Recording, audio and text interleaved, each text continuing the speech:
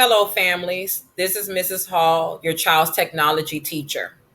I am going to do a brief video on online safety and expectations, Chromebook care and use, Google Chrome and important apps, and contact information to stay connected.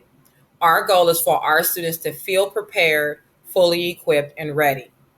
And parents, you will receive a link to this slideshow presentation. As students enter the new school year virtually, they will participate in synchronous and or asynchronous learning. Synchronous learning is where students learn at the same time with their teacher. Communication happens in real time. It's possible that it's more engaging and effective, and it allows for instant feedback and clarification. Some examples are video conferencing, live chats, and live video streams. Asynchronous learning is where students learn at different times. Communication is not live. It's possible that it's more convenient and flexible, and it allows students to work at their own pace. For example, screencasts, Flipgrid videos, Google Classroom assignments, and more. Parents, we encourage you to monitor your child as they participate synchronously and or asynchronously. Some of our online expectations for live virtual lessons for our students are for our students to be on time. We want them to log on a few minutes early. We want our students to be prepared in a quiet location. The Chromebook should be charged, and we want no distractions. We want our students to mute themselves to reduce background noise. We encourage our students to chat responsibly by raising their hand to speak and staying on topic. And finally, we want all of our students 100% participation to stay focused and ask and answer questions. We have some basic Chromebook care do's and don'ts while they're using their Chromebooks at home. We want our students to use two hands when handling Chromebooks, to keep the Chromebooks flat on the desk or table, and to keep the device keyboard clear of pencils and pens. We do not want them to pick up the Chromebooks by the screen. That is a leading cause of cracked screens. We do not want them to write on the Chromebook with a Sharpie, a marker, or a crayon, and we do not want them adding stickers to their Chromebooks.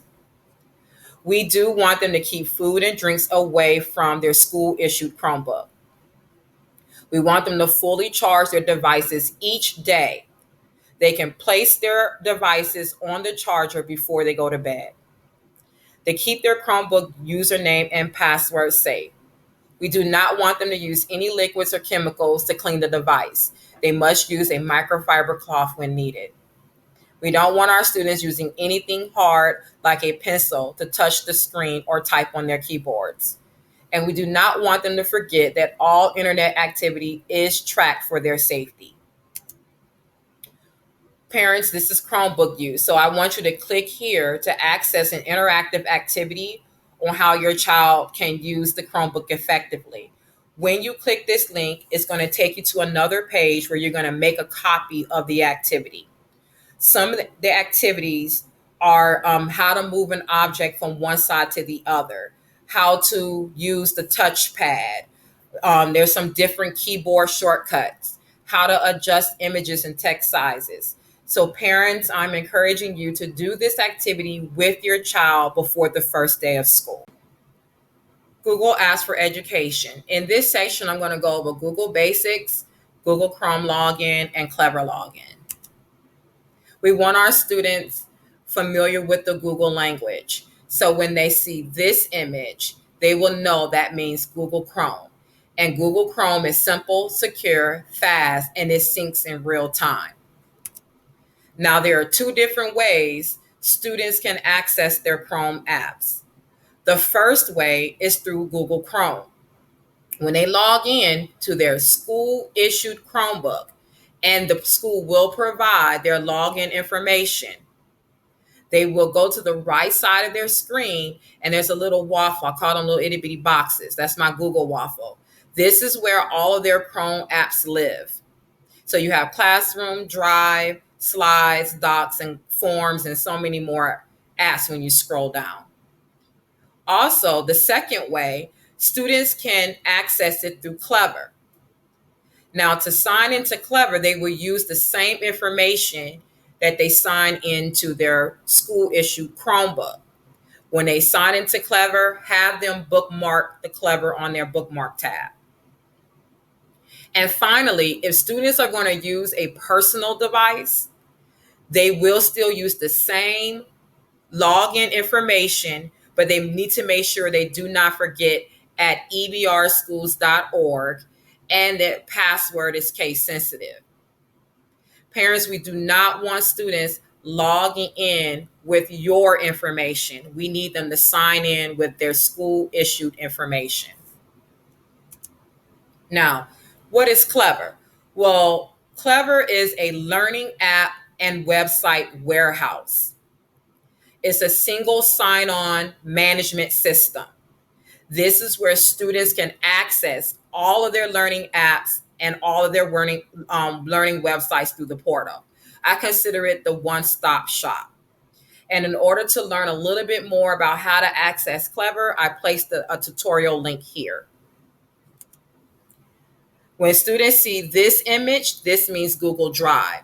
So this is where students will store their files with limitless storage. You can access Google Drive from any device.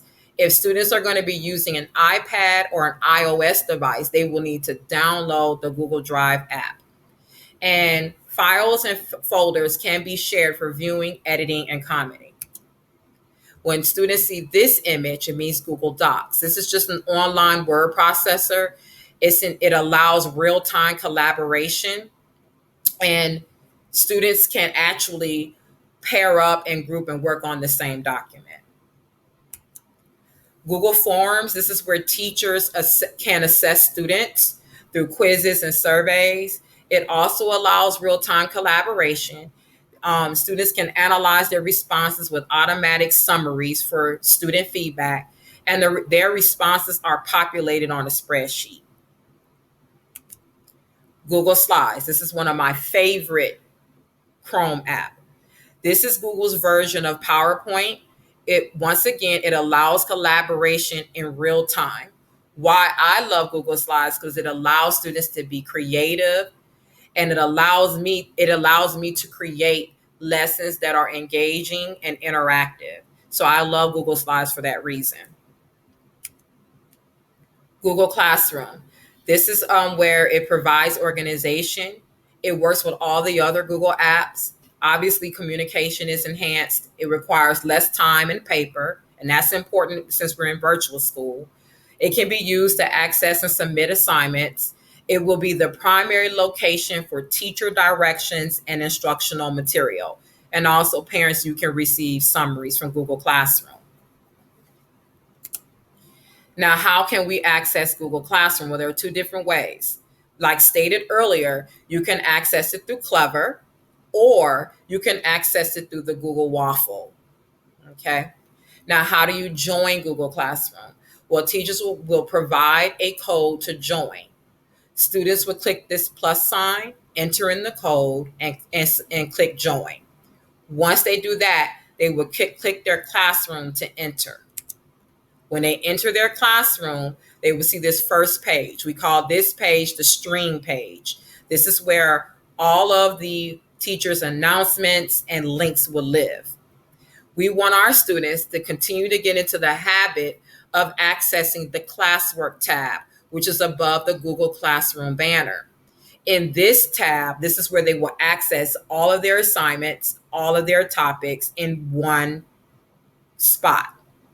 So once again, I reiterate or emphasize, we want our students to get into the habits of accessing the classwork tab.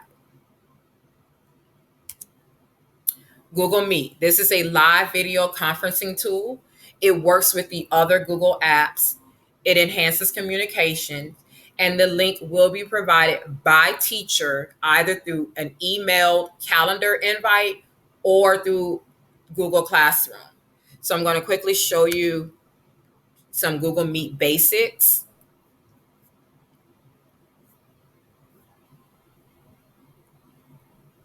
When students click on the Google Meet link for their virtual live sessions, the first thing we want our students to do is to mute the mic. Now I'm going to mute the video, but we encourage them to leave the video open. I'm going to mute the mic. Then they need to click join now. When they join, over here to this on at the top of the screen, this is where they can chat. This is the chat box. This is where all of their classmates live, here in this spot. Down here, this is where they mute and unmute their microphone, mute and unmute their video, and this is where they leave the call. Students can also present their work. So when they click the present now, they can share their work. And students may have the option by clicking on these three little dots to record the meeting. If they don't have that option, the teacher has that option to record the meeting. They may or may not. And if they do, if the teacher decides to record the meeting, she or he will place the link in Google Classroom for you to view.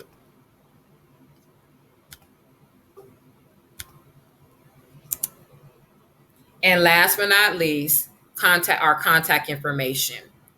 If you need more support, please contact the school at 926-5421. If you need specific tech support, you can email me at khall1@ebrschools.org or your child's teacher.